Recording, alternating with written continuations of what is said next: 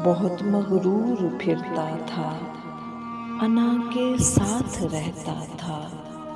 मोहब्बत को फकत एक सरसरी सा साथ कहता था। मगन था जात में अपनी, किसी की कुछ खबर न थी। फकत अपने ही मतलब के लिए ये सबसे मिलता था। इसे मालूम तक न था कि इसकी धड़कन से ज्यादा शोर करती हैं। इसे बावर कराती हैं कि ऐ मेरे दिले नादान, मोहब्बत फर्ज हो ना हो, मोहब्बत कर्ज है तुम पर। किसी अनजान हस्ती का, किसी मासूम से दिल का, जिसे तुमने चुकाना था।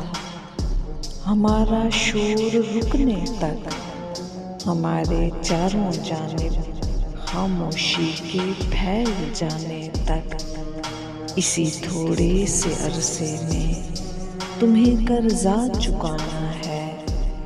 बिलाखिर धड़कनों में अपने दिल को राम कर डाला। किसी अनजान लम्हे में, किसी अनजान हस्ती पर, दिले मगरूर की धड़कन ने अपना काम कर डाला। ये दिल मगरूर है अब भी, मगर अपनी मोहब्बत पर। ये महरे याद की सोचों पे हर पल शाद रहता है।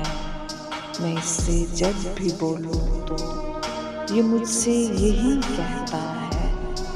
मोहब्बत कर्ज थी मुझ पर, किसी पे वार बैठा हूँ। मोहब्बत के लिए यारा मैं खुद को हार बैठा हूँ।